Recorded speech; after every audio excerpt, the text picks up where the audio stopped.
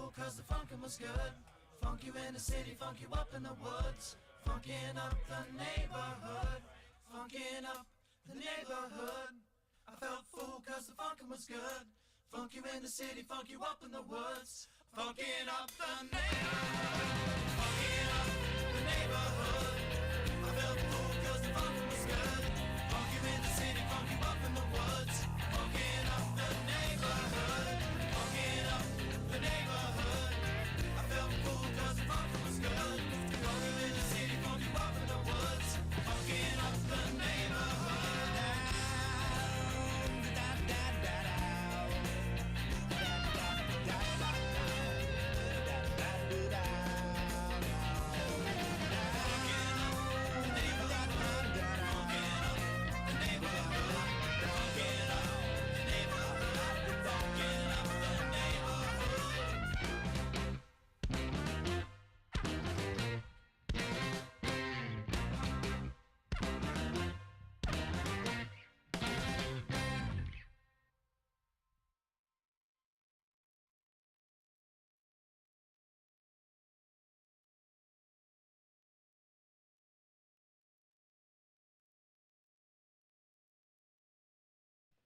And we're live!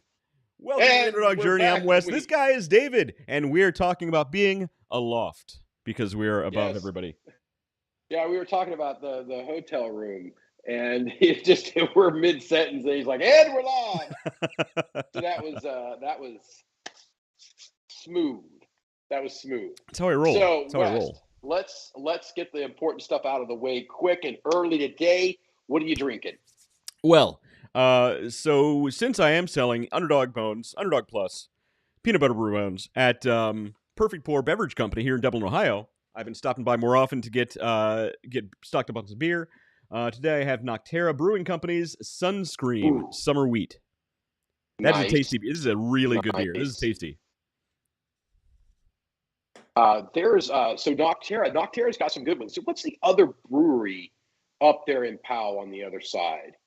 So Nocterra's over by the tracks, and then there's another one over there by like Grace off of Grace Drive. I don't know. Every other corner has a brewery right now, so there's so many. Well, they've got a red ale called Oshak Hennessy, and it is A, hilariously named, Sure. B, an absolutely delicious beer. So if you ever get a chance, get over there to them. They've been there for a good while, and definitely track down when you can get yourself some Oshak Hennessy. Oshak Hennessy. I'll look on Untapped right now for it. Oshak Hennessy. Yeah, Oshak Hennessy, and it's the play off of the, I think it's Key and Peele comedy thing, the substitute teacher with the AA Ron and all that. It's from that bit, Oshak Hennessy. So Oshak Hennessy Red is from Shoeless Brewing Company. Okay, that's not well, I mean, who knows? They might change the name. Yeah, this is actually based in South Carolina. Yeah, it's not from there. Although I wouldn't mind trying it. I mean, it's any kind of red beer, any kind of red or amber ale, I'm usually in. Here it is. But Ill-Mannered. You're thinking of Ill-Mannered. That's it. Yeah, Nicole Leffingwell just chimed in at the exact same time I said that. I'm surprised she remembered, but Oshak, she really liked the name of it. Yeah, no, it's good. She liked the name of it. But seeing how it is still June, this freaking month that will not end, I'm enjoying myself a nice bottle of Aquafina. Look, but just in case, I have a backup bottle of Aquafina. Look, you don't want to get dehydrated. I mean, unless you want to drink beer, in which case you're going to get dehydrated. Yeah. But man, this is a long month for you. I can't believe it's still June. It's still June. This is ridiculous. June, go away. Like, I'm not one for wishing time away, but it feels like it's been June for you for like 3 months. It does.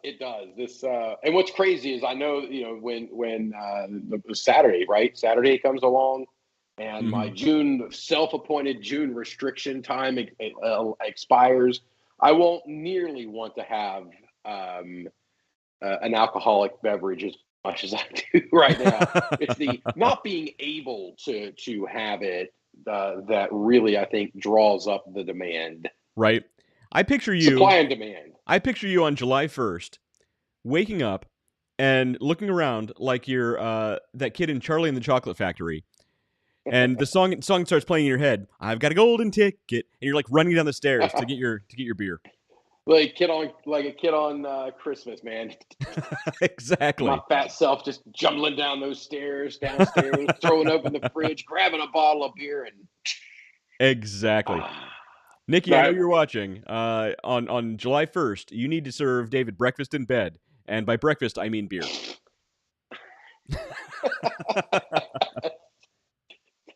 That ain't happening. It's worth a try. So, no, it really wasn't. No, she gets up and handles the kids. I'm not about to interfere with that. Good point. Good point. Nikki, you're a saint. Keep doing what you do. Yes. So, I don't have anything in the world of news. I have been so buried. Actually, I'm supposed to be in Texas. Why are you? So I assume Texas is for clients. So why are you in Boston Texas and not client? Well, I'm in Buffalo. Buffalo. It's a B. It's Buffalo. A B name. It's a B. They're all the same. They all look alike. There's a church. I don't know. I can maybe turn. Can I turn the camera around on this thing? Can you see? Is that button? Oh, there you go. I see your floor. I see your floor. There we go. Okay. There's the floor. That's a nice hotel room. There, I've got. There's a church steeple. It kind of looks Boston-ish over there. Yeah. There you go. It works. And I think there's another one. You can't really see it too well. It's over there somewhere. You got a balcony out there. Why aren't you out there smoking a cigar? Because there's a big sign on the door that says it's $250 for cleaning if you smoke out there. Fair point. Okay, never mind. So no. And the Buffalo Cigar Club is literally like 6 blocks away. So. Oh man, see. I may have visited there prior to checking into the hotel. Perhaps. I've seen you when you find out there's a cigar bar near you. I've seen what happens. So I walk in, and the guy who's working there, he's like, "Oh, I'm a part-time worker." I'm walking in. I'm pointing my arm. I've got my work shirt on because I'm all classy like that. I have work shirts, and it says the name of the company. He goes, "Oh, hey, do you work for them?" I'm like, "Oh yeah, I forgot I was branded." And he turns around. He works for one of my clients here in the area. Oh, nice. So I was sitting there shooting the breeze. Not only does he work here and know the people that I know here, he actually goes to Syracuse a lot and smokes at my lounge right down the street from my house. Really? And knows a good amount of people. So we were taking a couple selfies and sending them to random people. They're like, "How the crap did you guys end up meeting?" I'm like, "Dude, cigar lounges, man, cigar lounges." It is a small world. If you really want to work your networking skills, cigar lounges, man, cigar lounges. I have done a lot of stuff, and I meet and I shake hands and kiss babies all the time. And there is absolutely nothing that has really blown up that connection and that that kind of platform than cigar bars. Or cigar bars or cigar lounges. Yeah, you're going to you're meeting top tier people. There's good. You're right. There's good people who hang out at cigar lounges. You're right. Yes, you are talking some good, strong business people with a lot of stake out there, and it's a great place. Great place to be. So, I smoke 2-3 cigars a week, if that. I mean, that's a stretch. One a week is really a lot for me. Right. But I don't mind going down and having them, and I'll sit there and just let it burn and puff on it every so often. But just sitting there and just doing the networking and talking with everybody, it feels good. So let's see here what we got. Dan Donald's worried about your health. Telling me you're drinking water on a Wednesday night. Yeah. So Dan, I don't know if you've been following along. The year that is the month of June.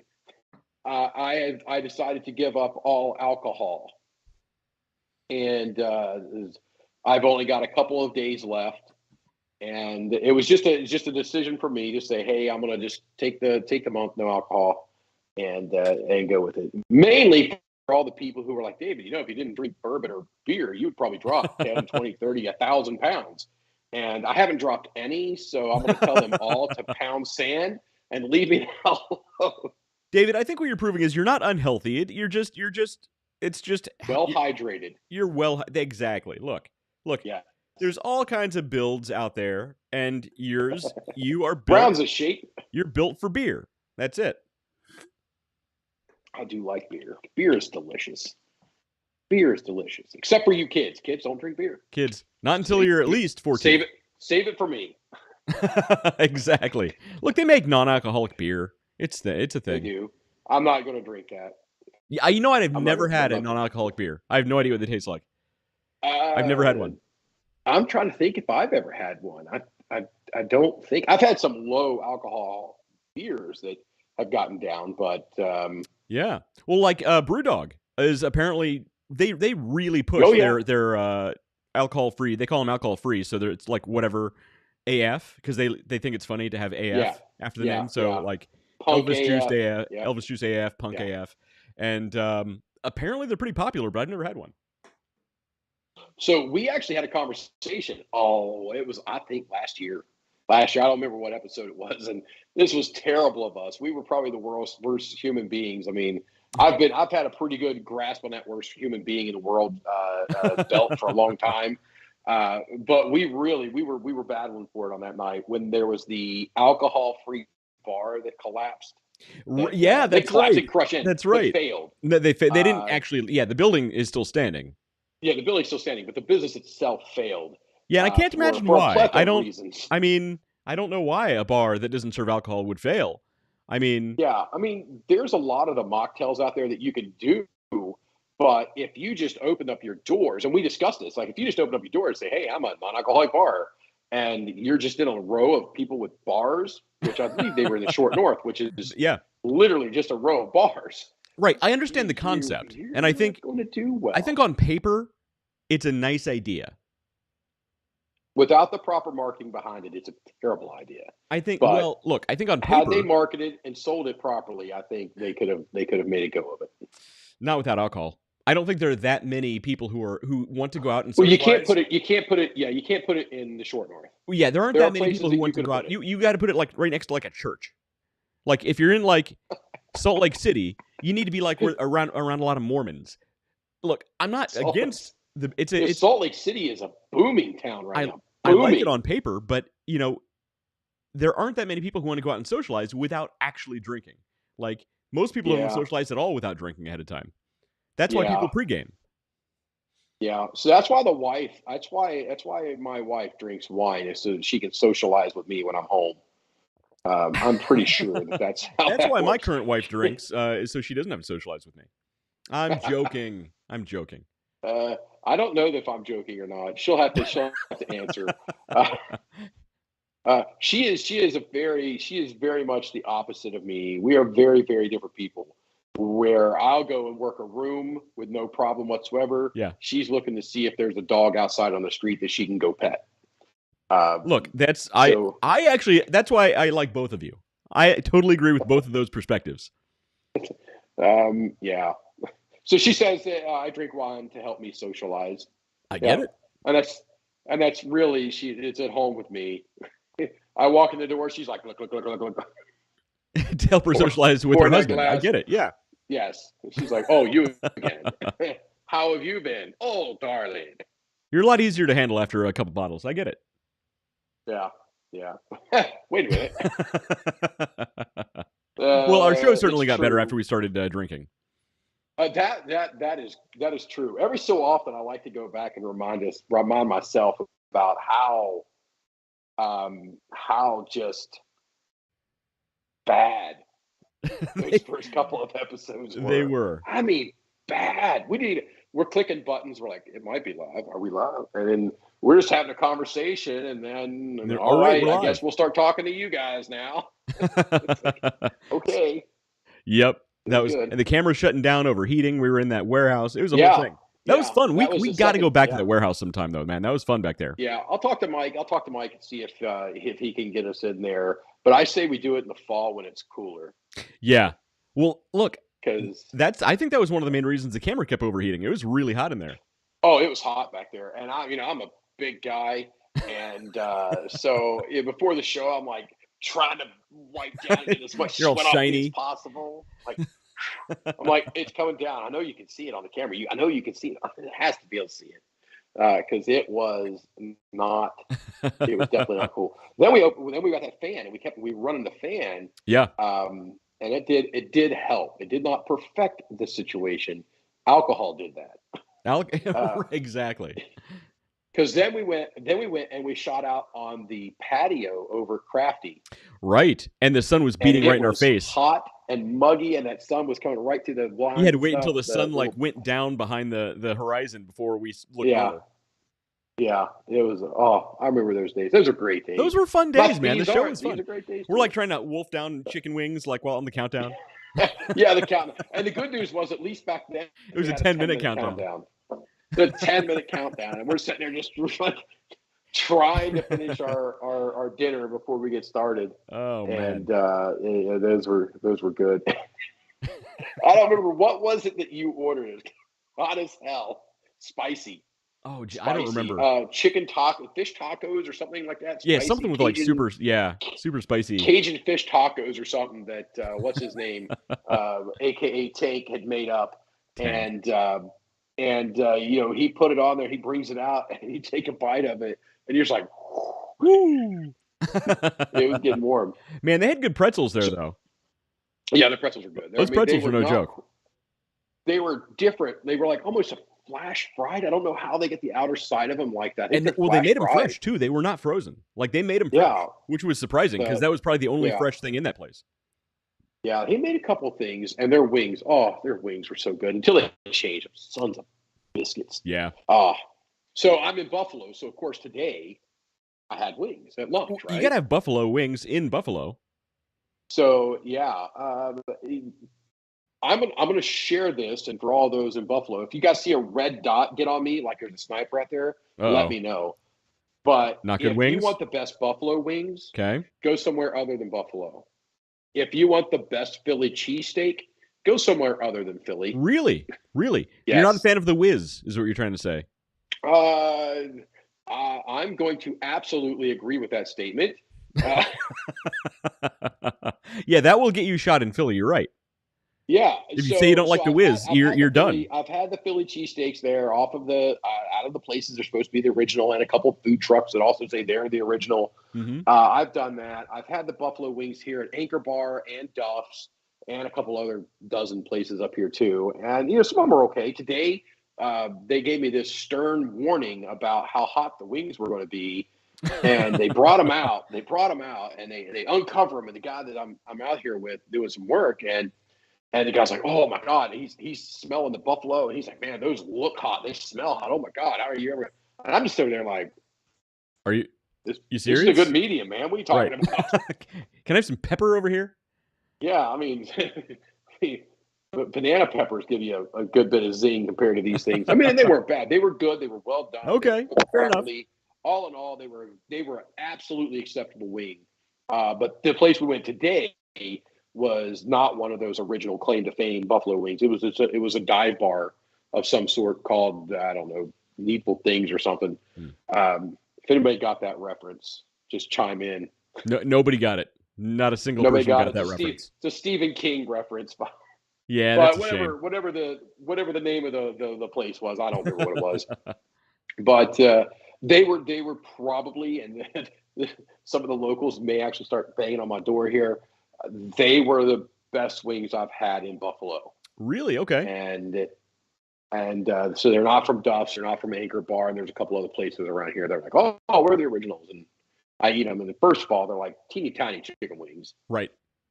Oh yeah. So we got on this talking about the show. Here we go. Got the fat guy talking about food. I think there's a sign that you're hungry. Is what's happening. Yeah, I haven't had dinner. There's a place around the corner here I'm going to pop off to after the show. Is it one of the original chicken wing places? It is, in fact, not. Oh, well, see, you're missing out. No, I'm not. What I am missing out on is there is a Hofbrau house right down the road, and I can't go to it because I'd be damned if I'm going to walk into a Hofbrau house and not drink beer. That would prove your strength, David. That would prove what a strong-willed person you are. Not strong. No willpower whatsoever. None. When it comes to so and this is the one here in Buffalo. So I mean, it's really good. It's still good. I mean, it's a Hofbrau. I mean, I've been to a lot of other places that serve beer and alcohol and everything. And the place today had like 50 some taps on the wall, and I no problems whatsoever because Hofbrau in Columbus. Jason has really just spoiled me with delicious and excellent I know his beer. beers are ridiculous. Yeah. So what were we talking about that got us onto food and Beer? boy, that train of thought just ran rampant, didn't it?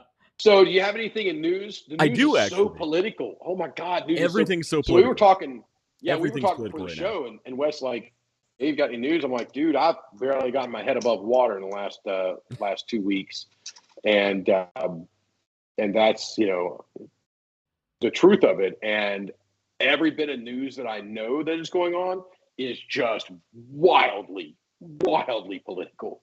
So Yeah. no, let's not talk about those. Yeah, So I could talk all day about the political news. I do have a couple interesting news items here, though I think you might be interested in. So one, there's something interesting happening, a new trend that's pretty interesting that's happening with Mexican beers. I think you might be interested in, and I love a good Mexican beer. Are they adding tequila? Well, no, they're adding something. But now that you mention it, so if you can find it, I don't even know if they still make this anymore. There was this amazing beer called Oculto. Okay, Oculto. Look it up, and it was a lager.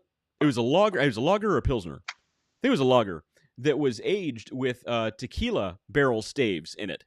So it was like a lager that had this like light tequila flavor to it. Man, it was so good. I love that. If you can find Oculto, get it and hoard that stuff because it's so good. But there's something else happening with Mexican beer I think is going to pique your interest here. So I'm going to share my screen here. Mexican beer makers are using bugs to supplement barley. This is a new trend that's happening. And look, I would try it. Let's see. Mexican entrepreneurs are using crickets to supplement. I know you're feeling about cricket food. Supplement barley in beer. Lagria beer is being tested out in small batches, in whatever name that is, by a local craft brewery and a company that makes gluten-free. Okay. I'm sorry. I've got this type of hairstyle. I don't have a man bun up here, which means I'm not allergic to peanuts and or bread products using insects. The creators wanted to prove that insects can become part of our diet, even in drinks, while maintaining the taste. They told the new news agency EFE. They found that pulverizing crickets, when lightly toasted, have a very similar taste to barley and rye. Now, who is the taste tester on that? Lightly toasted crickets. And began substituting them in the product of malt and porter beer. Climate change. So we're getting back into politics. Climate change has made barley less readily available because of drought and excessive heat. So, David, would you, if I can get my hands on some cricket beer? No. You want to do it? You want to do a taste test? No. You don't do a taste test on the cricket beer? I don't even want to taste it. No. So I have this. I don't even remember what the stuff is. This drink supplement food thing that I was talking about a couple weeks ago. That's just it's like Kachava or something, right? Kachava. Kachava. So that's made out. That's made with mushrooms, I think. Kachava. Kachava tastes like a Swiss bakery treat. Compared to what is this stuff. Other one? It's not the greens when it's. I do put greens. I put basically the equivalent of like athletic greens in my protein shake, and it tastes like garbage. Yeah. But is that what you're talking like greens, like a powder, like a green powder? It's a powder in it, but it's made for you put 2 scoops in it for a meal replacement. You do a thing and you shake it like you're making James Bond's Vespa martini, and God, is it bad? Gosh, I mean, I cannot express to you how bad this stuff is. And Kachava is not the greatest flavorful stuff in the world, but you could actually develop a taste for it. This greens, other stuff, no, not the greens. Okay, so no, what about a really high quality cricket protein powder? Crickets. What they're trying to do is to get us used to eating these bugs, because there are other people trying the same thing. I'm talking to you, Windows owner, whatever his name is. No, but they're trying to get us used to that. That way, when the lizard people come out in Lizards public, do love crickets. It's a thing. it's just not Yeah, abnormal. lizards love crickets. It's not abnormal for them to I eat get it. crickets and bugs. So it's all a setup for the lizard people that live in the center of the earth. Look, they're saying it's the protein of the future, David. The protein of the future. No. Cow is the protein of the future. But cows fart, David. Crickets don't fart. Not when I'm eating them. Fair. That's a fair point. I can't dispute that. So- That's so. Yeah, no. Okay, no. so that's a. They can keep it. Don't. And if anybody ever tries to slide me a cricket beer, David, run. I may be big, but I'm a lot faster. You're coming than back you into town think. eventually, and you gotta eat. You gotta drink. I got a lot of time on my hands, David. Speaking of which, I have a line on a few bottles of Weller Green Label. Ooh, if you want. nice. I am in. Okay.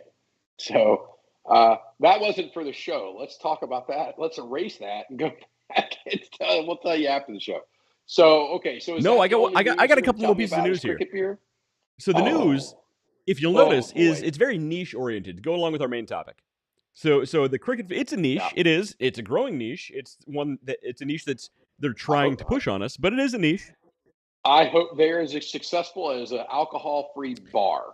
I like that callback. Okay, so David, are you a coffee guy, or would you consider yourself a coffee-preneur or a coffee aficionado? I don't drink coffee. There's a spot that's a few miles down the road from us that does coffee roasting and things like that.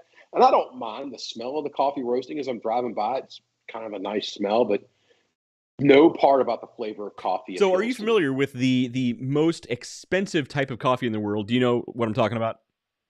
Anybody in the comments, please feel free to leave a comment about this.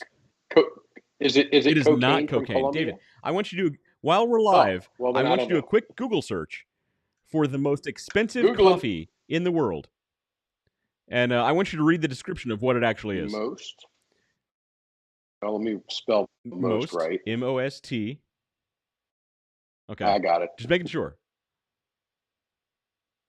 You are from West Virginia. I got to keep up. Yes. Most expensive coffee. Okay. Hey, describe what it actually is.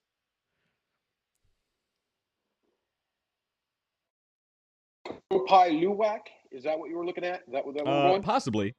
The world's most exclusive and expensive. Yeah, there's really only one option here. The reason behind its notable. Okay, well, it doesn't tell me why. There we go. Production takes a lot. Ripe berries, Asian palm. Chips, Asian palm. Civet. Wait a minute. Asian palm civet. It's like a little cat. It's like a small cat. Yeah. Like a mix between a cat and a ferret. Do you know why the cat ferret is involved in the coffee making process? I'm going to guess it has something to do with defecation. So the most expensive coffee in the world is basically, it comes from Southeast Asia, where they force feed these civets. Dan McDonald says urine. No, you're close, though. They basically force feed these civets to eat a ton of these little coffee cherries, little coffee berries, and they poop out the beans. And people collect these little the leftovers. The little Tootsie Rolls that are left over in the cat boxes. The leavings. And we, spoiled Americans, get to drink the leftover. So that is the most expensive coffee in the world. So, yeah. A single cup can be between $35 to $100. Right. You can actually buy it on Amazon. And for like a pound of coffee, you're looking at like $100. Yeah, it says these prices for the bag, if you want to get a satchel of the coffee, is between $100 to $800 per small bag. It further goes on to say that there's a pop-up that the fake versions of this there's poop counterfeit. Coffee, there's counterfeit poop coffee. Make up 75% of the Kopi Luwak coffee on sale in the market. So be careful where you buy your poop coffee, because there is counterfeit poop coffee. But wait, there's more. So there's a newer version. This coffee tastes like. And I love it. So there's a newer version that is apparently taking over the market. And I want to play you this video that talks about the newer version. I mean, have we tried to feed coffee beans to Well, other wait. animals, and then You're getting ahead of yourself. and then toast them with the crickets? You're getting ahead of yourself here, David. Let's watch this video I found on Instagram of this newer version that is taking over the world. Let me know if you can hear the audio. Looks like poop. It's because it is. You may remember me as the guy who got some awards from Google for being the first to search these pigeon-related phrases. Now, I'm proud to introduce what I've been up to. This is Kopi Merpati, a new exotic feces-based coffee similar to Kopi Luwak. The main difference is that my coffee is ingested, digested, and excreted by pigeons, whereas Kopi Luwak comes from the Asian palm civet. You may be wondering about the animal welfare concerns related to Kopi Luwak, where the animals are kept in cages and force-fed the coffee cherries. Not so with Kopi Merpati. All of our birds eat the coffee grounds of their own free will. They are in peak health, well-hydrated, and produce decadently moist droppings. Drinking a cup of Kopi Merpati has been likened to getting a damp slap in the face. So let's try it. Damn slap in the face. Oh yeah. That's good. If this looks like poop... So David, are you any more convinced about being a coffee guy? I'm so glad I don't drink coffee.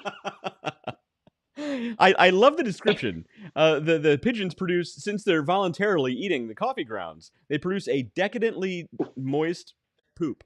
Decadently moist. It's been described as, what did it say, a damp slap in the face? None of that sounds good to me. Carried.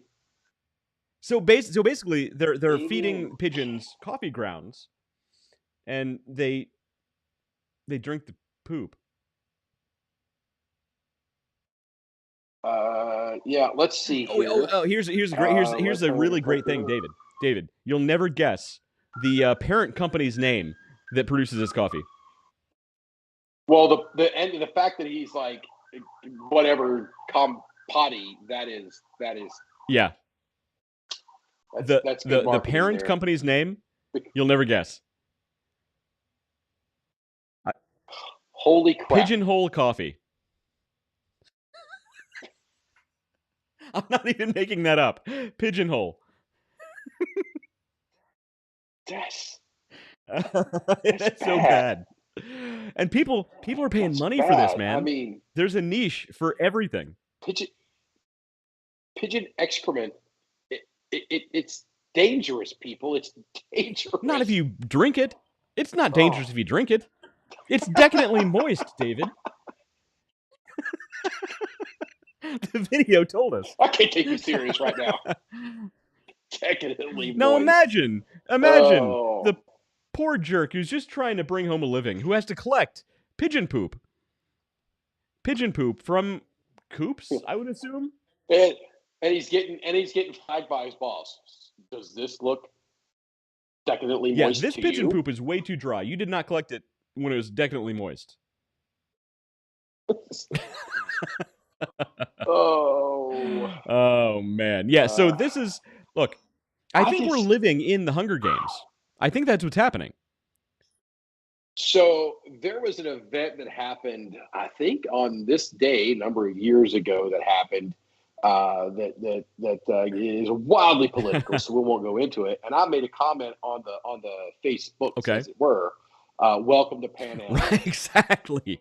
So, yeah. So anytime soon, there's just going to be some trumpets playing and some cannons going off. It's happening. Yeah, it's coming. Yeah, it's.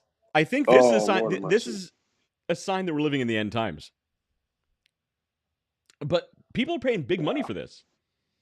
Dan McDonald says, new internet trend, people will eat cherries and strain their poop and mix it into their coffee beans and let it ferment and then grind them to make coffee. Dan, you're not. Dan, I don't think you're far off. Be one of those. I will bet you somewhere somebody's experimenting with that. I promise you. Well, I would think that it's. I have no idea because I am so not a hip, cool kid. But with the girls who like sell their bath water, That's a real thing too. That's a real thing. I know that's a real thing. I've seen this stuff. So for those who don't know, there was this video game streamer. I don't remember her name, who a few years ago literally sold her bath water, and people bought this stuff. I don't know what they did with it. I don't think she asked. 300. I mean, it was estimated this girl brought down $375,000. Yeah. Oh my gosh, dude. From that endeavor. Look, that's money though. So, but I'm just thinking. But look, if I could make that kind of money selling me bathwater, I would think about it. I would at least think about it. Yeah. No, look, if I could. Well, yeah. I mean, hey, if there's anybody out there just dying for a pint of Dave's soapy water, just let me know. Look, if I could rummage through my cat's litter box and sell that to unsuspecting idiots, I might think about it. I'm not saying I'm above that. Unsuspecting idiots. That's the business advice tonight from the Underdog Journey. Look for #unsuspecting idiots. You're welcome. That is our business advice. You're right, David. You're welcome, everybody. That's it. Unsuspecting idiots. There's one board every minute. Okay, that's number 2. I'll take that off the screen. You did that on purpose. That's number 2.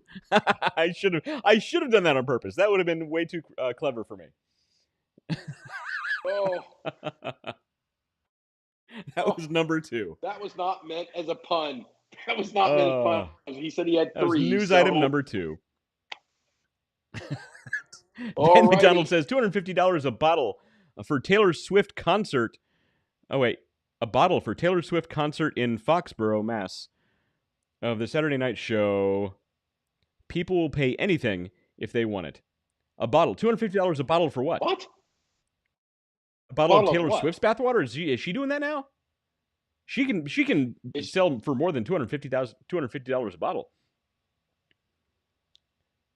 Rainwater. He added rainwater. Got it. Thank you, Dan. Thank you for the context. Oh, rainwater. I did she really? See that. She sold rainwater for the concert? No, not her. Not her. One of the people at the concert collected the rainwater and tried to sell it. Yes. Look. And then there was another person. That's entrepreneurship. Who tried to sell. Somebody else who tried to sell either glasses or contact lenses that had seen Taylor Swift. Did they sell? I just literally. That's funny. That's really funny. That is so far down the list of things I'm going to spend my time. Well, you're going to appreciate this, David. Unsuspecting for years, I had a little jar because I saved it. A jar of mud from a mosh pit from the first time I ever saw Metallica in concert, which was the first time they ever played at, if you remember, Polaris Amphitheater.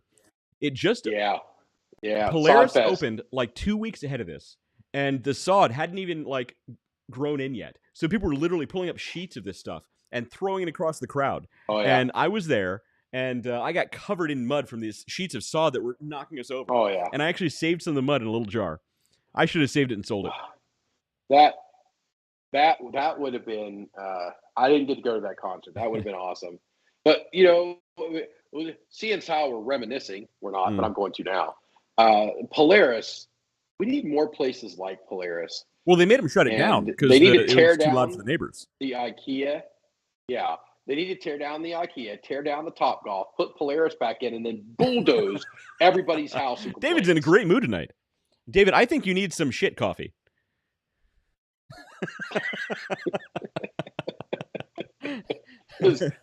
My, isn't this? I have an idea. David, I have an idea. A new dog treat flavor, okay? No. Oh, we've already coffee beans. Coffee beans baked into the treats. Your dog poops them out. You save them. You make coffee the next day. It's a 2-for-1. It's a number 2-for-1. It'll leave a shit-eating grin on your face. You'll be shit-faced for days.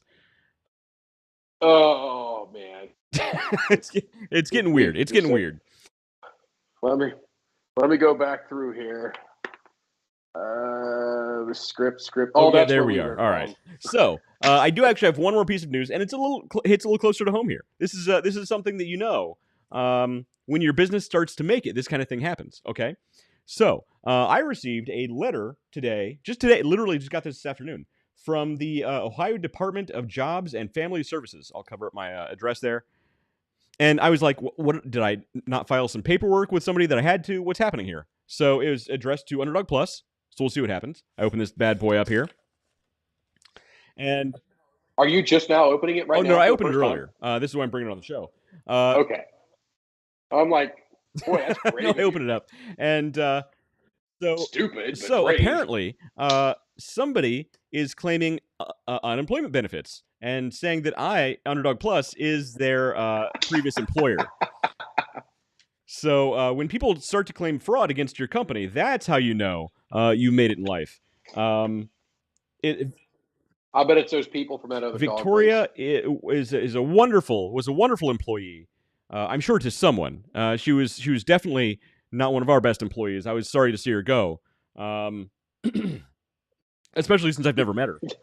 She never showed up for work. She literally never showed up for work. That's why I had to let her go, frankly. Or an interview, and we never hired anyone. And I've never heard her name before in my life. Solo company. But yeah. Yeah. So that's the thing. That's a thing. So they'll do that to your businesses like that, and you need to check on your own self every once in a while. They'll use your name and file for benefits under you and get it done. Exactly. It's a secret, Victoria. It's Victoria's secret. So I'm actually going to call Ohio Jobs and Family Services tomorrow and let them know that I have no idea who this person is. But here's the messed up thing: she'll get away with it because they don't care. They don't care. Yeah, so they're going to say, all right, whatever. And they'll still file her paperwork, and she'll still get paid. And that is the way of the world. Yeah, but you being a sole proprietor on this business, even though you're LLC, you because you don't have employees, you're not required to actually pay. You can actually opt and exempt out of crap. What's the word I'm looking at? Yeah, unemployment. Right. I literally, I've nobody's ever even tried to claim that they work for my company aside from me. Yeah. So Victoria, good luck. Best of luck to you in the future. Best of luck on your future fraudulent endeavors. Exactly. Have some coffee. Yeah, I have a fresh cup of coffee for you. Come on over anytime. I'll bake it up fresh for you. Decadently moist. That is not what you want to hear about your coffee. Boy. That's not what you want to hear about about anything, man. Maybe that's a terrible line. No. Yeah, I mean, at best, a cookie or a brownie. Even then. Okay, a brownie even then. Most people, still. I mean, my current wife, first of all, she's a lunatic, and she'll totally agree with this. There are certain words that trigger her that she'll just be like, I don't even want to hear that word. It's disgusting. Moist is one of those words. Yeah, it gets a lot of people. There's not a word out there that gives me the heebie-jeebies. But so she has a couple weird ones though. People. One is moist. Another one is junction. She can't stand hear the word junction, and I still have no idea why. She was not a fan of conjunction junction back in the day. Oh, but yeah, I bet. You need to change her GPS stuff, her voice to GPS British, where they talk about taking the next junction and just constantly giving her those. Turn your wipers on. It's a bit moist out. I want to change. Take a right. I want to change her ringtone to conjunction junction. What's your function? And just not tell her. This is not a good way. Oh, she doesn't watch the show. My current wife, she does not watch the show. Maybe my next one. Yeah. Yeah, better luck. Again, my current wife doesn't watch the show, so it's okay. I can say that. Yes. I think mine is actually watched. Well, she's probably given up by this point. Yeah, that happens. That happens pretty quickly. I get it. Yeah. She's like, I made a comment. He knew I watched. I backed him up. I'm out. Oh, man. She said she's window shopping on eHarmony. She might have it playing in the background. And if she hears her name pop up, she'll say something. Yeah. Yeah, indeed. All right. So there was 3. It's only 47 minutes in of saying hello. News stories. 47 minutes in, we can say hello in 47. There's nobody that can drag out an intro. We're pros. I gotta tell you, man. We should just have that's the theme of our future show is just an intro. Yeah. It's just those night show hosts where OP, she's back. Did Vicky make a comment? I didn't see. No, she didn't. I think I don't have. I should put my. no. Dan is messing with you, so I can have the podcast. Oh, is he? Oh. So I open up the Facebooks and there's Tudor's Biscuit World. I don't know what that is, but it sounds delicious. Oh man, dude. Biscuit World. You recommend Biscuit World? Is this a New York thing? I cannot recommend it enough. No, it's a Huntington, West Virginia thing or a West Virginia thing. Good to know. Next time I'm in Huntington, I'll have to stop at Biscuit World. Sounds good. Dude, do it. Do not tell your cardiologist you did it. Just do it. All right. It is okay. Here we go. I got the podcast now. Here we go. No. All right.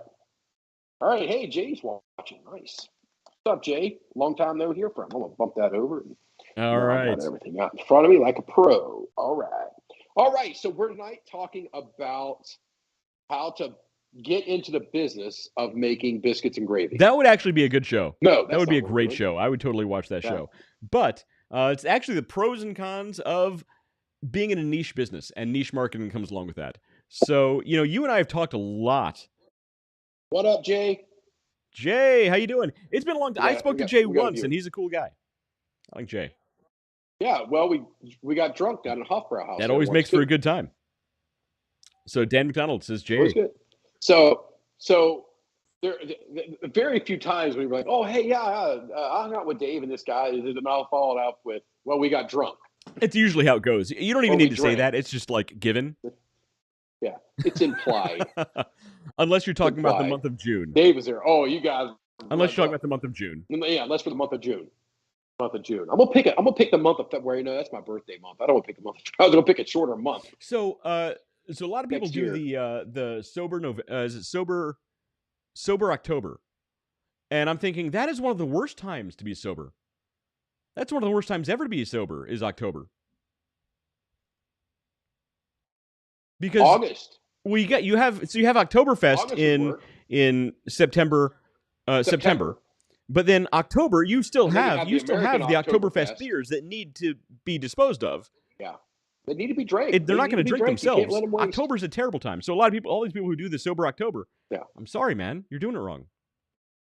Yeah, no, you do sober August. There's not a lot going on in August. It's hot though. Well, you need the cold beer. Says the best time would be February. Dan says the best time would be February because it's shortest month, but it's my birthday month, and that ain't happening. Yeah, see, here's the winter months I think are out because you're stuck in the house. You got to do something. But then you just said you got to be in the hot months and the cold. So that's the problem, right? So the cold months are out. You need to. You're stuck in the house. You got to do something. Plus, you got to stay warm.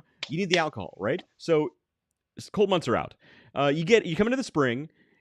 You start getting into like, oh, I can go outside now. I can start doing things. I need to have a cold beer while I'm outside. The spring months are out. Summer, it's super hot. So I think Dan's got it. So it's never a good time. Summer, hot. You need a nice cold beer to refresh you on a hot day. It's a thing.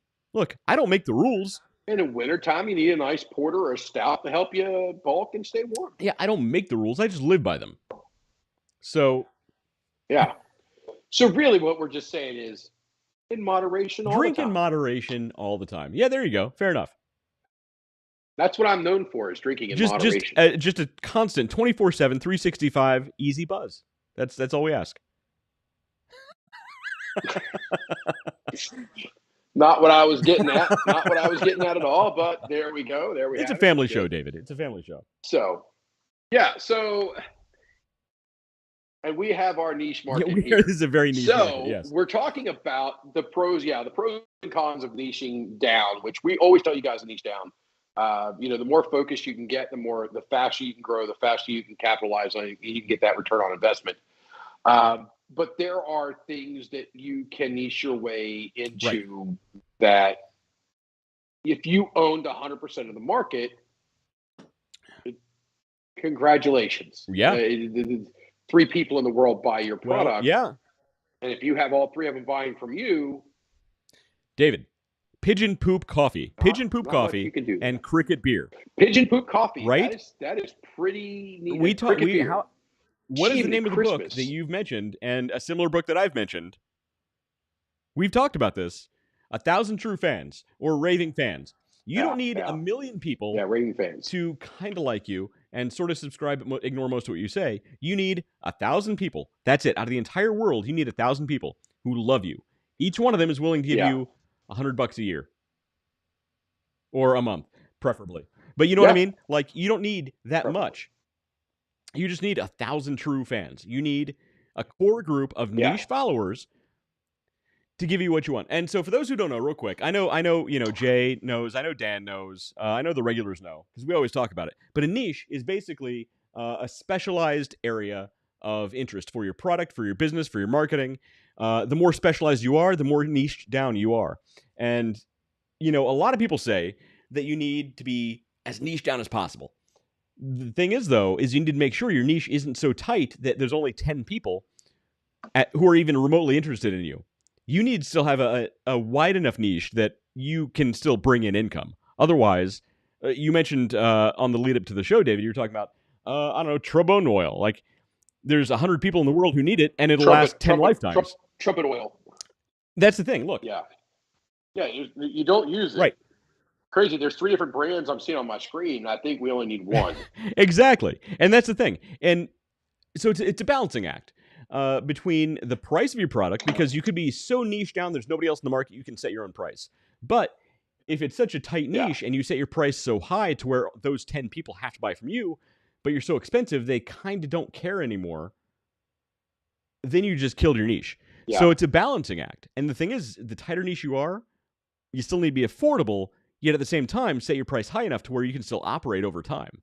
And every business has this. I mean, look, with Underdog Plus, Dog Bones, I have this. It's a niche product, and at the same time, it's not a niche product, right? Because dog treats, they're everywhere. You can go to Walmart and get a 3-gallon tub of treats for, $3. You get a $3 gallon, pay $3 for a 3-gallon tub of treats, and you just saved a crap ton of money. However, you can get a whole box of a whole box of old boy treats. And yes, I got the name. It's full of chemicals and preservatives and colors. Yeah. Or you can spend a little bit more money and get something really good for your pet, actually healthy, and is much, much better for them, and from a small business rather than a giant conglomerate based out of another continent. Those are the balancing acts you have to play with your niche. So Lilo actually got her delivery, so thank you very much for filling that so quickly. Actually, yours.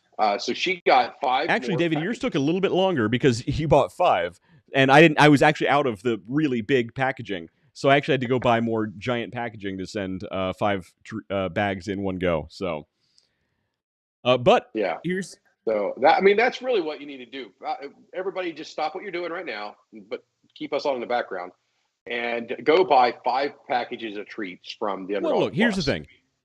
I mean, really, that's so I'm actually if you don't have. So here's the thing. So I know it's a little off topic, obviously, but we've never went off topic before. The last couple of weeks, I mentioned that there are people making complaints about the content that I post on Facebook, saying it's fraudulent, and there are actually competitors to my product who make a very similar product. And first of all, I'll tell you, I could tell you why they're not nearly as good and why mine's better. I won't waste your time there.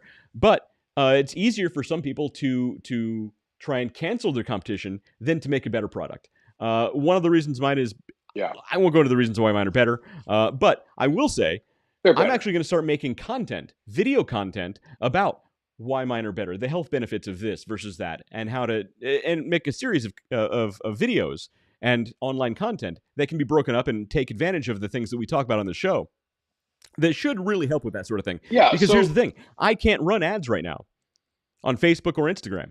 I can't run ads. I can't boost posts. So you got to rely on organic. So just today, I even tested out just today. Just today, I posted a blog on Facebook with an image, and it was the 5 ways to keep your pet safe in summertime. I don't mention my my product at all, not a single time. It's literally just advice on how to keep your dog safe in hot weather, and it still got rejected for being boosted. So once somebody flags your content for whatever reason, you're always stuck in the situation of guilty until proven innocent. And I'm not going to retaliate. So I'm not going to fight. I'm just going to say, you know what? You want to be a jerk? You can be a jerk. But you know what I'm going to do? I'm going to create better content. And in the end, my content and my product will win out. So if you get a chance, if you're watching and listening, go to underdogplus.com, check out the treats. Oh, find us on Facebook and Instagram, share the content, like it, send it to your friends, honestly, because all of that helps the algorithm. I can't run ads, but you can help. And that's what really matters. And that's organic reach. So, yeah, I'm just going to make better content. That's what it comes down to. Little rant there. Sorry, I had to go there. Yeah, I still want to get revenge. Yeah, I know. It's tempting. It is tempting. And you know I can hold a grudge. But I would rather... Look, I'm up for the challenge. I'm up for the challenge. I want to make a better product. I know I've made a better product, and I can tell you why. I won't get into it here. And I can make better ads and better content. And I'm going to go there. I'm going to do that. And that's how I'm going to win. In fact, I just spoke with a company today. That's good. Who they run a couple of coffee trucks. And these coffee trucks go around to big, festivals. I don't do the festivals, all that kind of stuff, because they start at like 7 a.m. Careful. Because if they watch this show, we might be giving away tips on how they can increase their footprint. So... Okay, fair enough. So Jay Covert says, underdogplus.com. Yes, Jay, underdogplus.com. Thank you for that, by the way. Good plug. You're a good man. Yeah, so go to underdogplus.com and check out the treats. Or even, again, find us on Instagram, find us on Facebook. Share the content at the very least, because that really does help, honestly. Yeah. So, pros and cons of niching down. Let's. So we went into what a niche is. Number one. And like everything else, there are pros and cons. That's niches for you out there in Rio Linda. Exactly. So the first pro, so we're going through the pros and the cons. First pro is less competition, right? The more specialized your product or service is, the more you're able to stand out in that, right? So while everybody else is blending in with the crowd, they're screaming into the wind. You can be a lone voice. You can be one of the few voices who stands up and says, "Hey, I'm here. Nobody else is doing this." And that's one of the things that makes niching down so hard too, is finding something original, finding something else that's not super saturated. And when you do find your niche, man, take advantage of it, because it will not last long. So the first pro is less competition. The deeper into a niche you go. But again, it's a balancing act, because again, if you're speaking to a niche that's so tight that 10 people in the world even care about it, I mean, you got to be able to maintain your business in the long run as well. Yeah. And you could use, if you got down, let's say we niche down into dog treats made with crickets. People do that. I've seen those. I've seen those. Gluten-free dogs, although you shouldn't give them. Anyway, these treats are decadently moist. And you could use that to launch out of. But if you just said, "Hey, this is my box," and it really comes down to a preference. If this is where you want to be, then absolutely nothing wrong with it. As long as you understand that that's where you need, that's where you're going. Exactly. Find the niche and take advantage of it. First pro is less competition. The second pro is number two. Second pro is decadently moist. Gross. The more you say it, the grosser it sounds. It is. So I'm going to buy some of that coffee, and I'm going to make you some of that coffee. Knock yourself out, son. I don't drink coffee. Brand loyalty is number two. So since the niche is so small, since there are fewer people interested in it, you can actually build brand loyalty much easier than you could with a big, well-known product or brand or service, right? So it's easier to build those relationships with your customers, with potential customers. There's fewer of them. You can have a more specialized message to those people. So it's actually really, really easy to build those relationships. And David, I've always said this since I'm actually in marketing. Marketing it's all about building relationships. It's not about just putting a message out there. It's about building the relationships and building brand loyalty. And that's much easier the deeper into a niche you go. I'm sure you use the same thing in sales. Yeah. So we do it. we try to use specifications. You're talking about, you're explaining how your product's better and things of that nature. I would break that down from a sales standpoint of how to set requirements and say, hey, you know, you need to set yourself from a puppy treat standpoint. You need to set yourself a minimum standard for puppy treats that you're allowed, that you are willing to sell, that you are willing to put your reputation on the line for, and set the specifications. And then you would be able to sculpt that yourself and say, hey, this pet store, that pet place, and work your way through and say, hey, you need to have a minimum threshold, and then make sure your products are all above board so that you meet that specification. And that's that's how my analytical brain works and how I would approach it. Plus, there's a couple different ways I would do things instead of the onesie twosies. But we got to wait for your labor force to get in line so we can mass produce. Well, David, my employees are already leaving me and claiming unemployment benefits. I don't know what I'm supposed to do here. Well, if they leave you voluntarily, they're not eligible for unemployment. So you must have fired them. Look, she didn't even show up for the interview. Does that count? There wasn't even a position open. I didn't even. I mean, come on now. I didn't even know there was an interview scheduled. So maybe I didn't show up. I don't know. Maybe that was the problem. L'Oreal Lines Black says hi, guys. Oh, that's good stuff. Dan McDonald says, got another one for you. Where do you go to get your pet items? Does one go to a store like Petco, Pet Supplies Plus, or Pet People, or Chewy? So, you know, the normal pet, for me, the normal pet supplies I buy from, Amazon or a local place. But food, my dog actually needs a specialty food. So I need to go to places that carry the specialty foods. Her liver is all jacked up. And that's actually one of the reasons I started making Underdog Bones, is because we needed treats that didn't have all the chemicals, preservatives, the garbage that's in other treats. Look at what's in Milk Bones. It's basically awful your dog stuff. drank too much alcohol. Yeah, as far as like the normal supplies, I buy them anywhere, frankly. And I've debated trying to source this stuff and selling it myself, but I'm not quite big enough to do that yet. I may eventually. But right now, it's the treats. So that's a good question. It's a great question. I try to buy locally when I can, and there's a few local chains.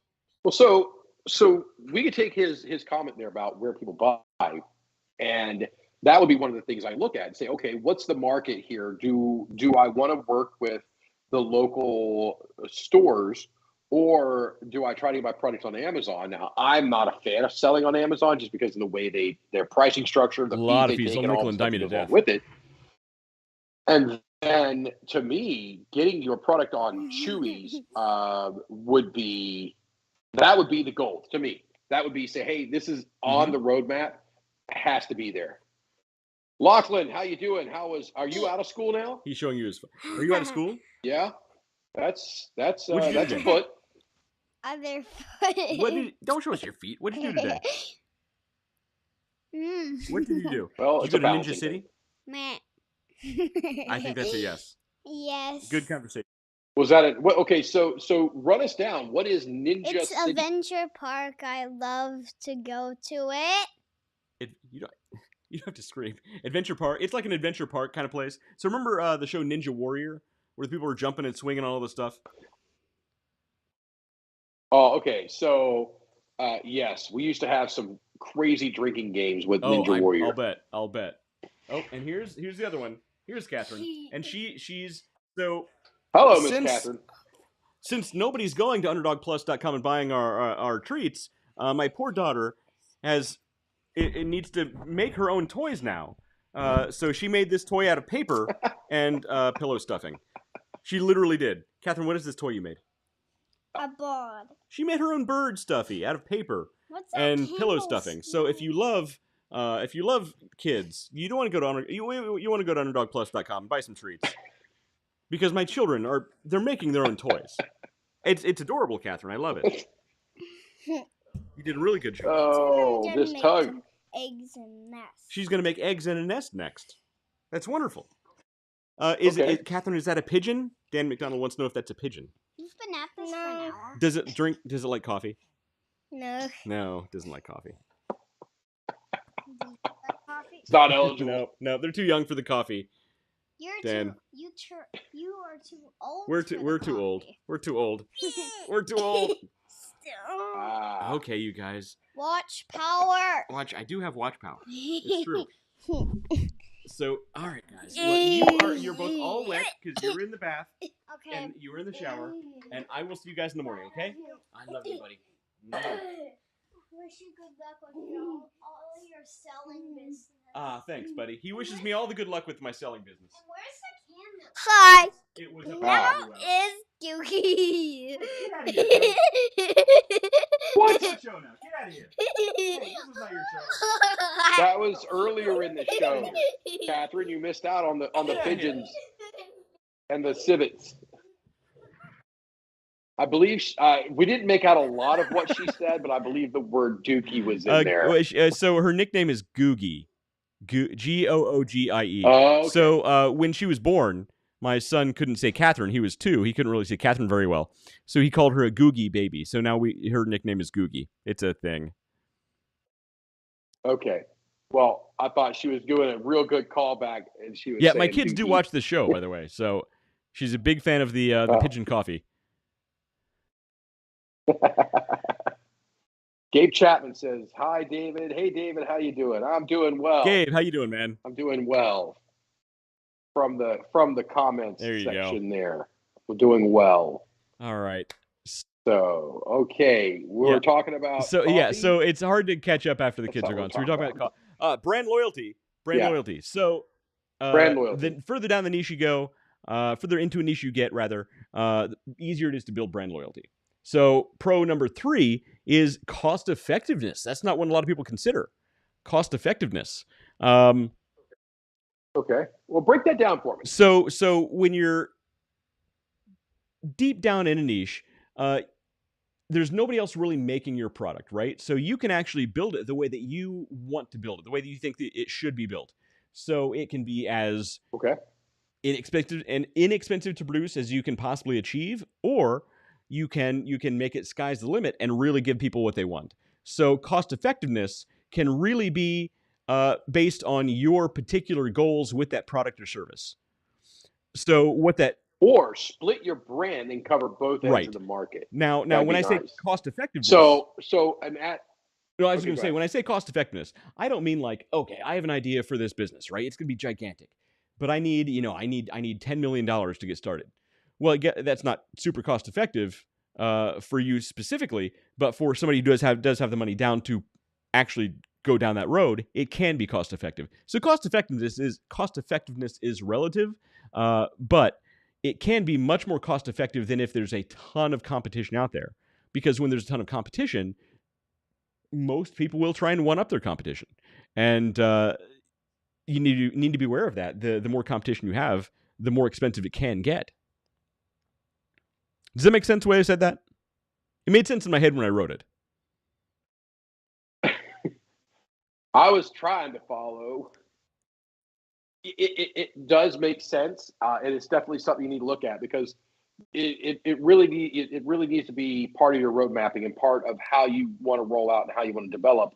That cost effectiveness needs to be there, and to my mind is covering both ends of the spectrum. Let's say you have a super niche product like pigeon coffee. You could do the pigeon coffee, and so if the pigeon coffee starts to take off, the Civet Cat people may be like, well, we need to get some pigeons, and they can cover both ends of it. Maybe there's a low-cost alternative to this, and some other animal poops like a bison and poops out a lot more coffee beans at a time than a Civet Cat. Well, so you could get a $5 a cup coffee of poop coffee. Well, so here's a slightly different analogy that might here's a slightly different analogy that might work better. Okay, so by the way, Dan McDonald said, but you do get what you pay for. So paying less doesn't always mean better, and that's totally true. But from a production standpoint, right? So my product or service, whatever happens to be, let's say I'm the only one who makes this product, right? The only one in the world who makes this product. And I want machinery to make this product. The machinery could be so specialized that it's impossible to come by, or I have to custom build it. Or Nobody really do. wants the product. Nobody really wants that machinery to actually do it. Therefore, I can probably get it, pretty inexpensively, or I can find some used equipment to do the same thing. However, if there are a ton of people doing the same thing, chances are the equipment or the materials could be at a premium. And I have to pay more because more people are willing to pay that for that specific product. So it can go either way. And I think if you really plan it out well, the deeper down the niche you go, you can actually produce your product or service much more effectively, or cost effectively rather, than if you have a ton of competition vying for the same materials. Yeah. It made sense in my head. Resources. Well, same goes with a labor force as well. That's true. You're right.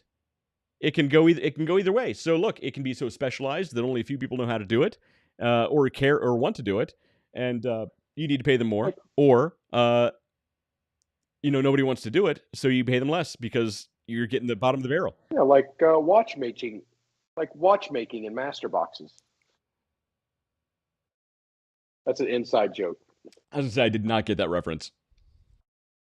A couple of our viewers will get that joke, but everybody else. All right, so this next pro I think you'll agree with is higher profits.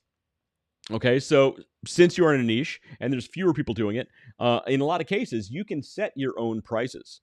So, David, one of the big problems with having a lot of competition is, and you and I have seen this when people start selling on Amazon, is it ends up being a race to the bottom.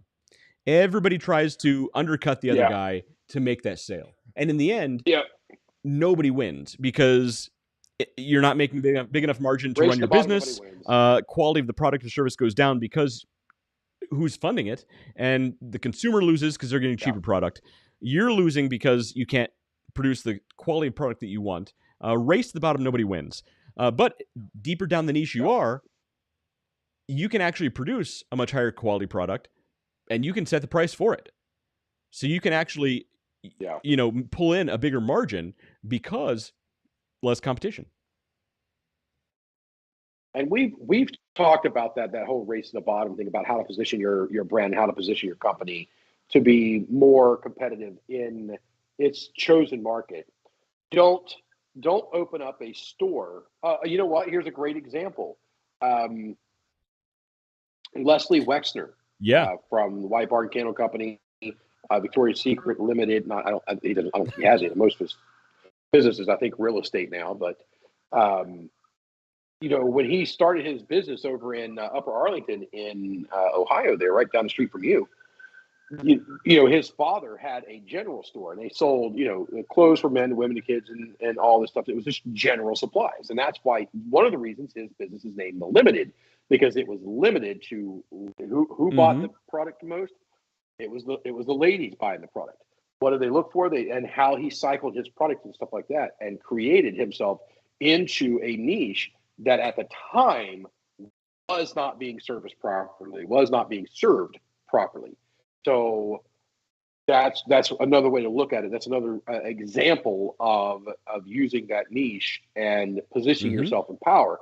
Now, do we think of Limited as low cost, competing with a general store today would be Walmart? Right. You're totally right. No, it doesn't. And it doesn't try to position itself for that. And we try to tell everybody. Emily Ross is watching. Emily Ross is the founder of Drown Me in Brownies. And we tell her same thing with, and her husband, we tell him he never mind. But positioning yourself as a premium product and a premium brand gives you a lot more flexibility of what you could do with your product and your brand versus trying to go in as a value brand. When somebody says it's too expensive, it probably is for them. But you brought up a great point too with the Limited. Just because you develop within a specific niche, don't think you can't evolve and grow into a different niche, because you likely will. Exactly. Show me one business that hasn't changed over time, didn't change business models completely or change niches completely. Pivot. And that's what it's called. It's called a pivot. You're exactly right. That's what it is. Yes. I'll drink. Bill K, this drink is for you. It's just water, but I said pivot. It's true though. YouTube actually started as a dating app, and it pivoted to what it is today. Yeah, that's where I found right. mine. I was going to say wife, but that's not. I got it Uber, from I think, Walmart. wasn't Uber originally a like a limousine renting service or like a high class car rental service, and it pivoted into what it is It today. was a high class call girl rental service, And now that's how we got sued by Uber. But but just because you're in a niche, this is a story of how we're going to get sued by Uber. just because you're in a niche, No, doesn't it mean you was- can't it was- evolve and change that over Yeah. time. Because we didn't get there yet. Okay, but so as you discover who your customers are, you will likely change and grow into different areas. So I got to wrap myself out here. So I travel a lot.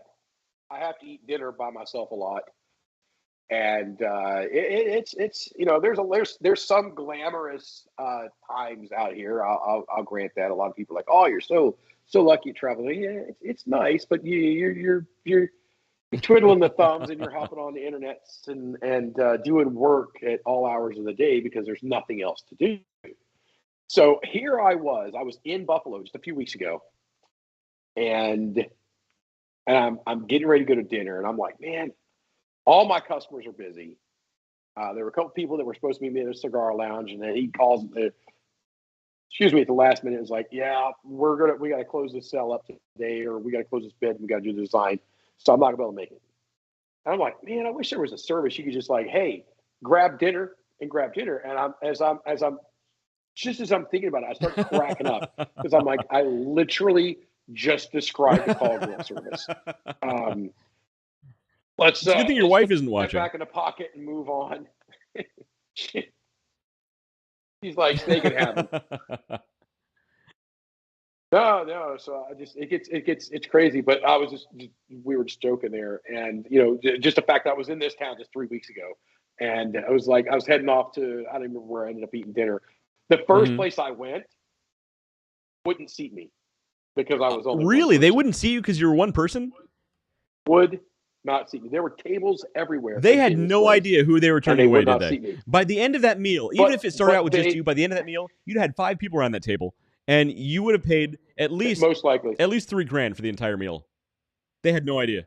I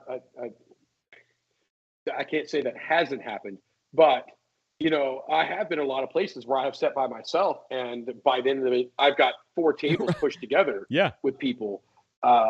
Because again, I hate sitting there and just twiddling my thumbs, eat my dinner, and then leave.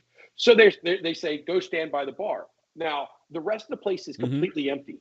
The rest of the place is completely. I mean, there's a couple people here and there, but mostly empty tables. So I go to the bar's packed, and I'm looking for a spot because I do it a lot. I'll go sit at the bar and I'll make friends with people and have a dinner, and nothing. These 2 girls come up behind me to the bar. Bartender looks right past me. I was like, hey, what can I get for you? And I'm like, they start talking. I'm like, oh, all right. I'm going to go find somebody else. So I leave and I go to another spot. And this guy who had to be the founder of this place comes out, greets me, shakes my hand. I'm like, I'm just one person. He's like, oh, we got you covered. Takes me over to the bar. Man, I end up sending half a steak home for somebody's dog.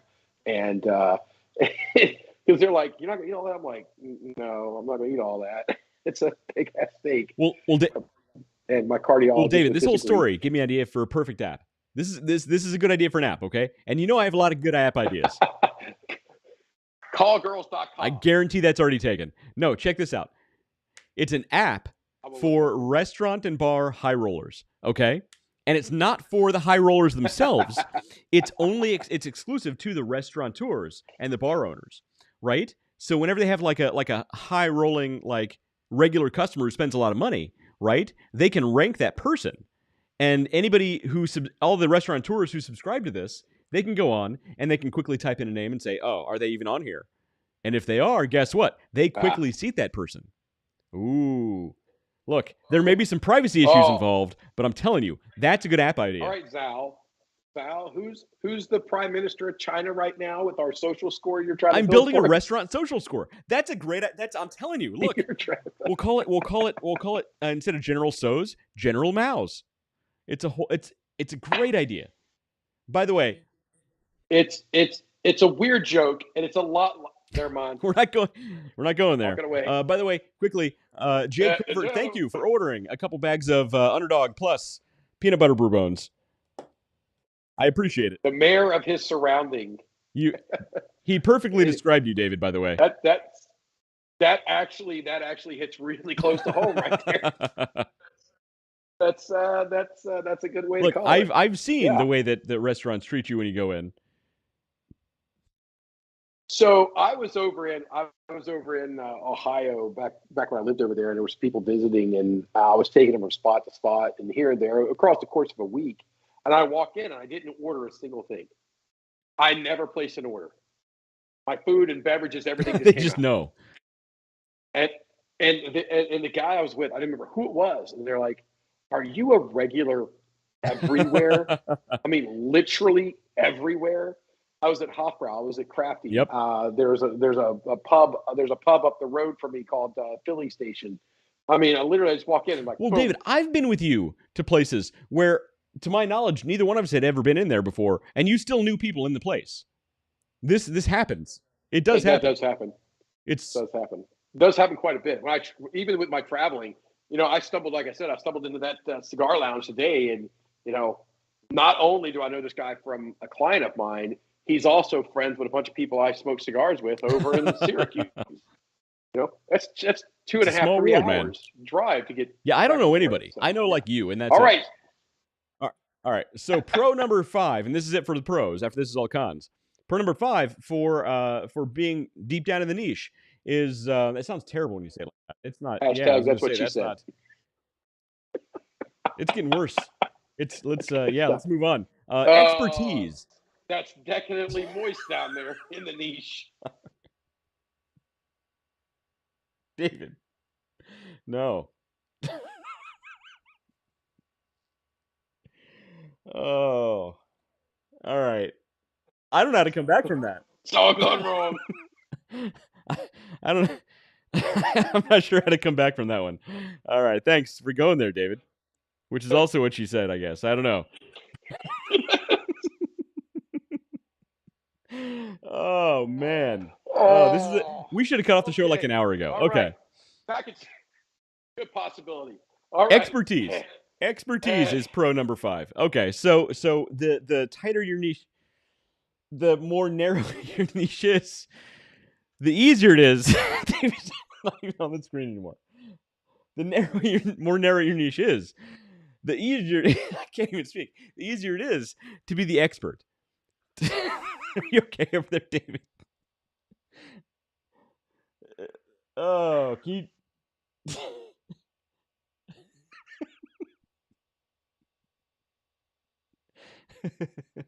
So, do you think? Yeah. Dan McDonald says water is good. Yes, water's good. Water's very good. Let's change that topic there. Thank you, Dan. Jiminy Christmas. Thank you, Dan. Oh. Imagine if David weren't having water right now. Okay. Oh. I'm doing all this stone sober. He really is. Oh, dear Lord. Oh, right, man. That was unscripted. The more narrow your niche is, the easier it is for you to be the expert in that area. Fewer people can claim expertise, and you really can take off as the go-to person for that niche. So that's actually one of the best things about being. Man, there are really very few ways to talk about how the complexity of a niche without it sounding dirty. Yeah. It does. Okay. Okay. But there are some negatives about a niche as well. There's some cons. So here are the cons of having a very niched down business, product, or service. One is limited growth. So basically, obviously, niche markets have boundaries. And you can really limit yourself, again, like I mentioned earlier, if your niche has 10 people in the entire world who care about it. Limited growth opportunities until you... David, are you still laughing? What are we, 12 on this show? Dude. Yes, we are. Yeah, I think the answer is yes. We must be. Dude, I didn't almost. I fell. Your cardiologist watches this show just to monitor you.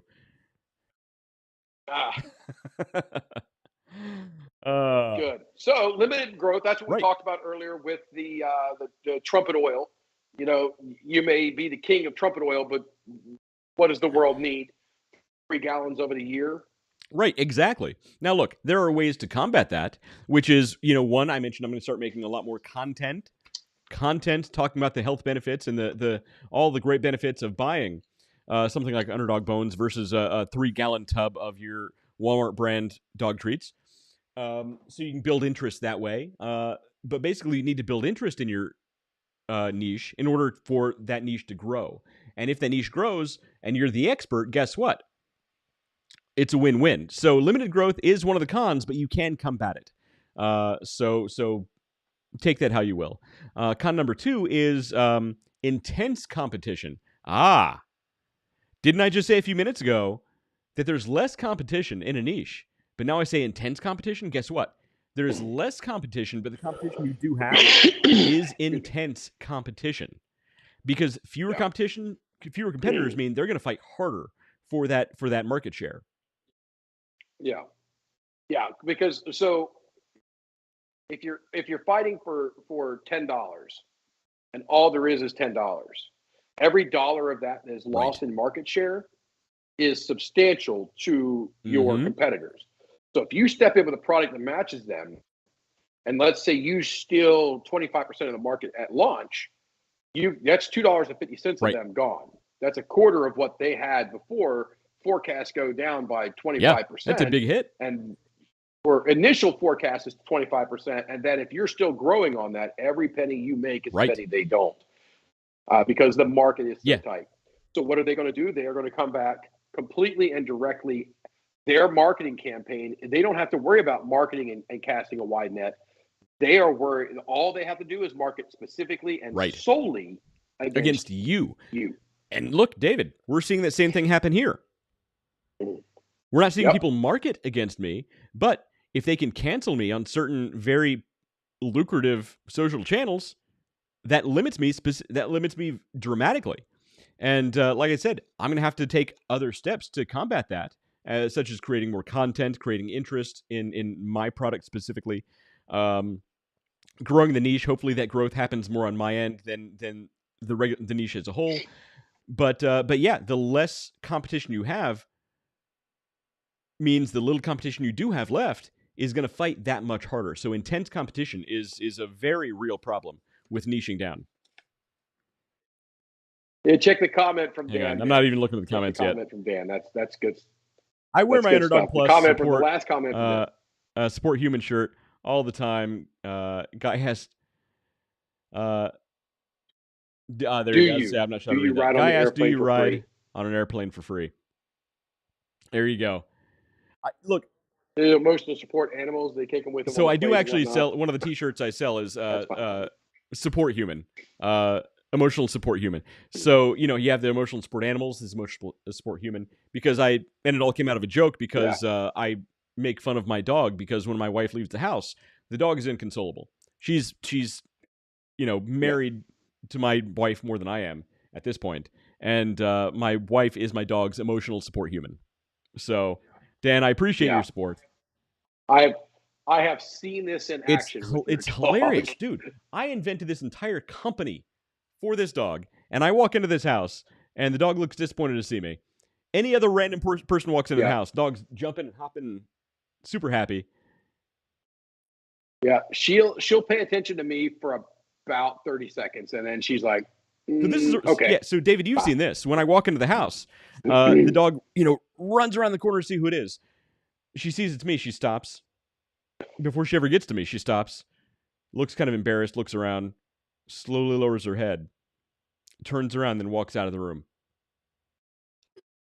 This happened. What did I do? I don't know. This happened. So my wife is my dog's emotional support human. That's a real thing.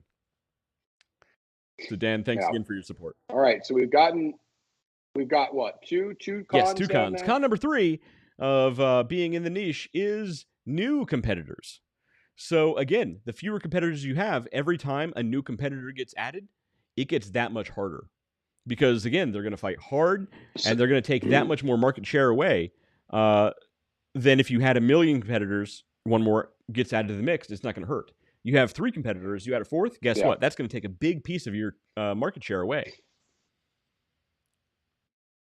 Yeah, that was clean agent fire suppression, which is something I, kind of came out of, and excuse me, the market there, what used to be really tight, it is a very niched market, and it is very, the talent level that it takes to do that work is much higher than a standard fire alarm stuff. Okay, so there's a lot more, because it's all critical spaces. There's no such thing as a non-critical space when you're dealing with that product line in that market. So but the margins were higher, Right. much higher in that market, in that space. So over the years, people decided, hey, I can get into this, and there have been more people step into that arena and dilute that down to where. A couple of manufacturers actually got into it pretty hard about their products and did, I'm going to go with irreparable damage to the market itself. And it shrunk the whole entire market down because of the battle that these two pretty behemoth chemical manufacturers had done. And so you got to watch out with what kind of damage you can do, and then with bringing those people into, like you said, if there's only 4 people, bringing a 5th in is a large impact. But when it's, let's say, 4 people, in this instance, it was introducing like 30 people into the mix and just absolutely collapsed the market down to a very small portion of what it used to be. You see that all the time. So here's actually a really good example: beer. You have these giant beer producers. You can't even really call them brewers. They're just producers of this massive product. And there's one specifically. I won't mention the name. It's been in decline for decades. But it's been in decline for years. But some of these giant producers, I won't mention the name specifically. They'll actually buy up local craft breweries, and hoping to get into that craft brew market. In the meantime, what they do is they buy up these local craft breweries, and they start just pumping out their product nonstop, and it dilutes that craft market to where nobody even really cares, because they can't trust. You can get this craft beer in quotes, for half the price of this one over here that's genuinely craft beer. And it dilutes the market to where nobody really cares. You can't really trust the product of the market anymore. And here's another great example. Look, let's say you're making a great product like Underdog Brew Bones. Let's say I have 5 competitors, and let's say a 6th one joins the mix, and this one doesn't understand that a race to the bottom is everybody loses, and they start undercutting everything that we do. Quality goes down. The prices massively go down because they're trying to constantly undercut. Now, they don't understand they're quickly going to go out of business as well, but in the meantime, they're also diluting their market to the point to where this product wouldn't matter. Unless, now I can still combat it with hopefully true loyal fans that I built that relationship with. That's also why that's important. But it's really, really going to hurt the market. And you're right, it could totally collapse a product or service completely. That's a real thing. Yeah. And that's the danger of a So what's niche. next on our con? The next con is marketing. So one of the points of marketing is to grow your customer base, to grow your audience. And when you're in a niche, guess what? You're limited by default by the automatic size of that niche itself. So naturally, you want to start producing content to put out there, blogs, videos, all kinds of social content, to hopefully grow that niche, to grow your business or product or service. And the tighter your niche is, that the more difficult a climb you have to grow that audience base, to make somebody care. Let's say your product or service has to do around these guys. This is a tiny little pipe tamper that is shaped like a gnome. And let's say this is your claim to fame. And these little gnome tampers, people love these things. Tamp your pipe tobacco and it's shaped like a gnome. But there's 5 people in the entire world who care about these things. Your job, if you have this business, is to market it, to hopefully grow that audience, to grow people who actually care about these little gnome pipe tampers. And you have an uphill battle, especially since I threw my pipe on the ground. You have an uphill battle to grow that audience because there's a lot of complexities involved. How many people smoke pipes? How many people care about gnomes? How many people care about pipe tampers who smoke pipes? It grows exponentially the deeper down into the niche that you go. So marketing is actually really difficult the more niched down your business is. Did that make sense? You look baffled, or like you want to say something. It does. It does. Yes, I agree with you, but I disagree with you in the same breath. So I think that the difficulty of growing it via marketing is far more complicated. It's not necessarily complicated to market to a very small group of people because it's very targeted. It's not all. So but you mentioned this yourself, David. It's not about marketing and selling to people who love you. They already love you. You need to market to people who don't know who you are or what you do. That's the difficult part. That's it. So how do you expand the niche? Right. So my thing is, all right, what do we have to grow?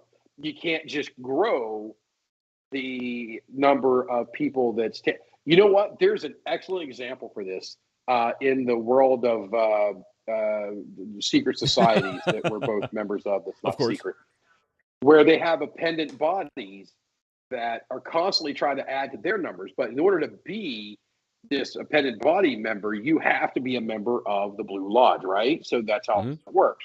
So they're constantly trying to chew the Blue Lodge to get more members instead of understanding that the only way that they're going to get more members is by expanding the Blue Lodge. So if you're going to get, let's say, 30% in and you're capturing that 30%, the other 70% you're not going to touch. They don't want that.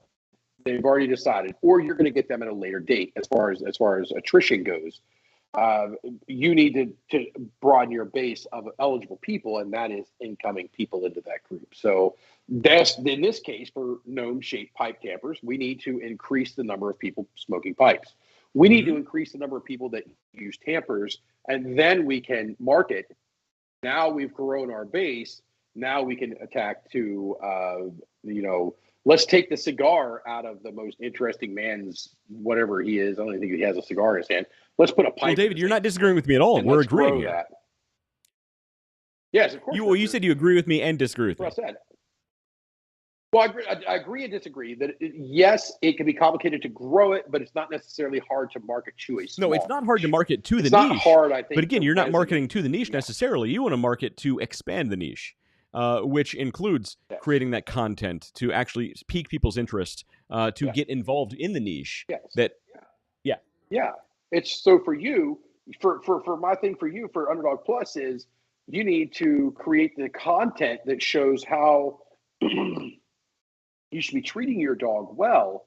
It's called a treat. It's a treat. Stop poisoning your dog and start giving him a treat. Exactly.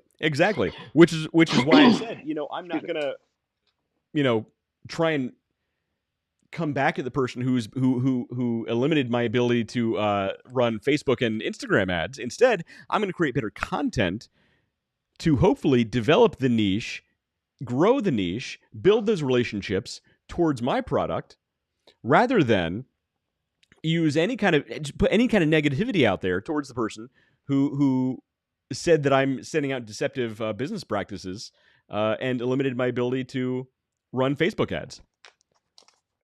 Yeah. All right, so that's 1 through 5. That is it. 5. So there's one more on the cons. No, we did 1 through 4 on the cons. 1 through 5 on the cons was ROI risk, return on investment, and this is redundant to what we've already said.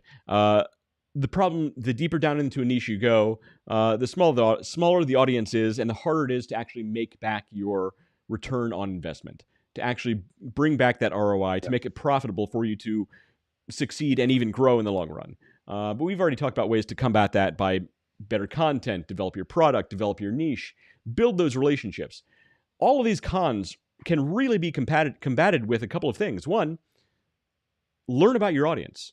David, we need to do another show on the avatar, developing your customer avatar, because that plays into speaking to a specific niche, a specific person, and understanding who you're speaking to, how to speak to them, building that relationship up, and creating content specifically catered to that person and that niche. And that's how you combat every one of these cons.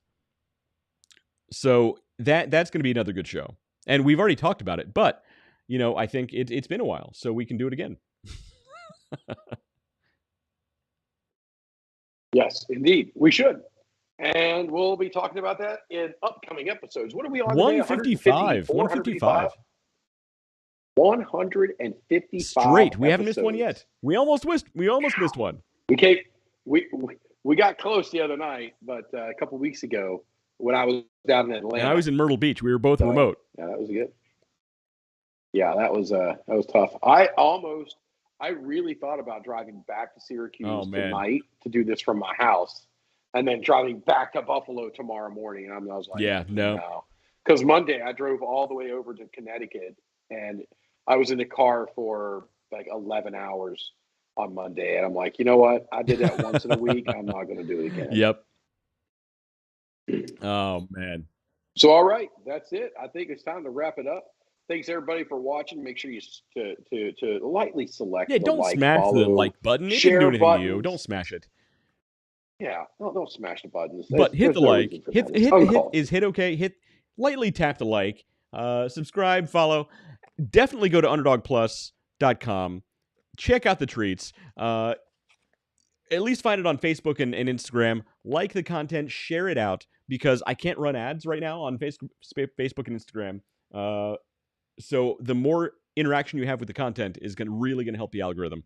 We need to have another algorithm show where we don't both fall asleep. And we'll talk about that soon. David, it's been great. And we'll talk to you next week. All Later. right, we'll see you guys.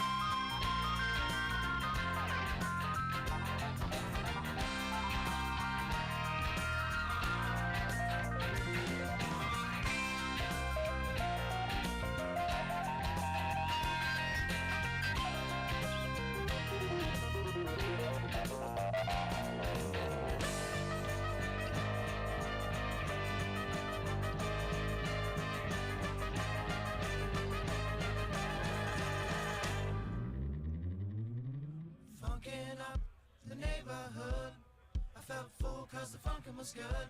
Funk you in the city, funk you up in the woods. Funkin' up the neighborhood. Funkin' up the neighborhood. I felt fool cause the funkin' was good. Funk you in the city, funk you up in the woods. Funkin' up the neighborhood. Funkin'